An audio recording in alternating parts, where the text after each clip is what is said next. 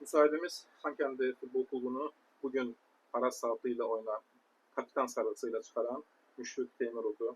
Müşfiq, sən Xankəndi komandasında ən təcrübəli futbolçulardan birisən və bugün saatlı səfərindən 14-0'lık qələbə ilə geri dönürsünüz.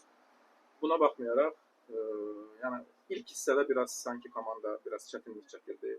Yəni oyun haqqında fikirləriniz zəhmət olmasa görüşəlim. Oyun haqqında fikirlərim budur ki, çox belə deyək, çox çətin oyun olmadı, asan da oyun oldu bizim üçün. Çünki keçən oyunda Şbatana məğlub olmuşduq.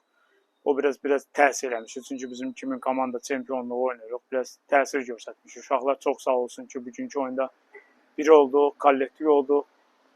Söz verdik ki, bu oyundan qələbə ilə ayrılacağıq və o qələbəni də qazandıq.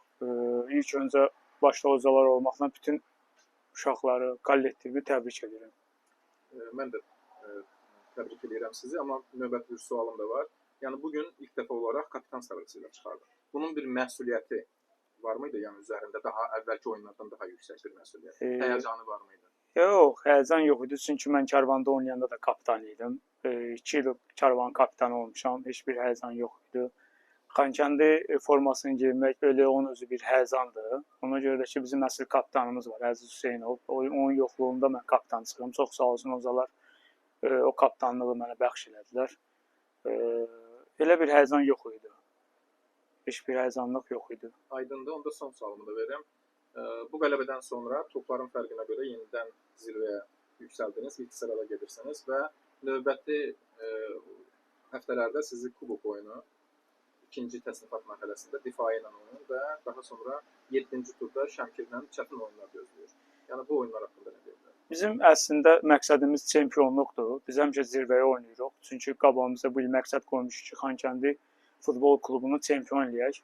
Ona görə də ki, biz öz yerimizə qayıtdığımız üçün çox şadıq ki, birinci yerdəyik və əsas odur ki, bu birinci yeri qoruyub saxlamaqdır. Kubok oyununa gələndəcə bizim məqsədimiz var. Biz kubok oyununa keçmək istəyirik. Çünki hər bir turnir bizim üçün önəmlidir. Kubok da bizim üçün önəmlidir.